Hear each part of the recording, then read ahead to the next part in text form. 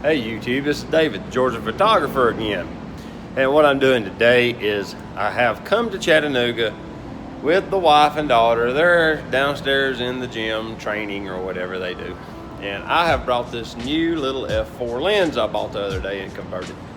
And I wanted to just see what kind of performance it would generate.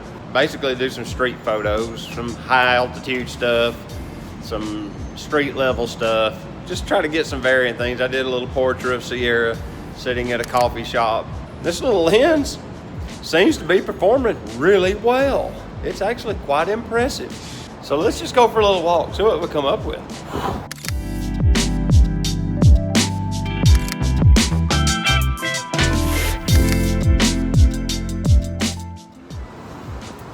So what I figured out is it underexposes at f4. It's pretty much perfect exposure at f8, and I think it's overexposing as you go higher because it's a non-linear aperture emulsion, because I did a conversion on a AI lens, but predates the 1981 linear aperture conversion.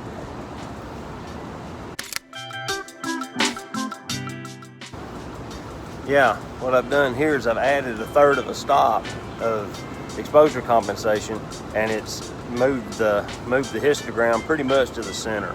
So it's a third of a stop underexposing on f4, but it's pretty well dead on the numbers at f8.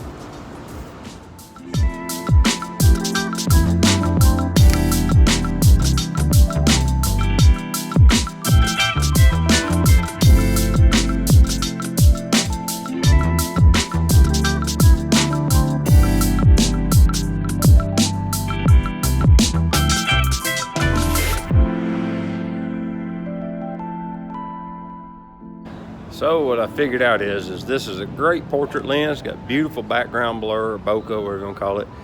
It works really well with the little chip conversion, even though it doesn't have a linear aperture ring. But for like street shooting, it's not good for street photography at all. So if you can choose you something with a shorter focal length, 50, 35 millimeter, 28 maybe, but 200 just isn't the magic for this. So with that, this is David, the Georgia photographer, reminding you that if you like this video, hit that like button. And if you like my channel, hit subscribe. I'd really appreciate it. So until next time, we'll see y'all later. Bye-bye.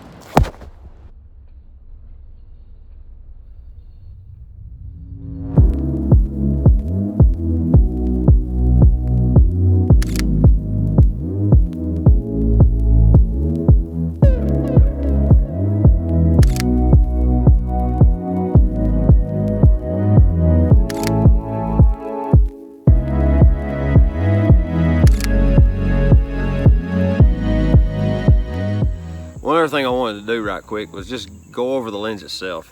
It's about 5 inches long with the lens hood collapse. Has a built-in lens hood. It's typical high quality construction of Nikon lenses from the early 70s. It has a buttery smooth focus ring, has a nice aperture ring with positive detents. But it also has, I don't know if you can see it, I did time lapse, has some significant focus barrel drift. All of this mechanism sits on the helicoid, but the lens has beautiful rendition. Now, it does generate in bright sun on really brilliant object. You'll see some purple fringing, or whatever you want to call that, chromatic aberration maybe. I see that in some of the images, but the lens, when it's not in direct sun, is sharp, super sharp, and it's really nice portraiture. Makes a beautiful portrait lens. If you're looking at getting one of these, you don't have to do the chip conversion. I just did this so that I could do a video on converting the lens with a chip.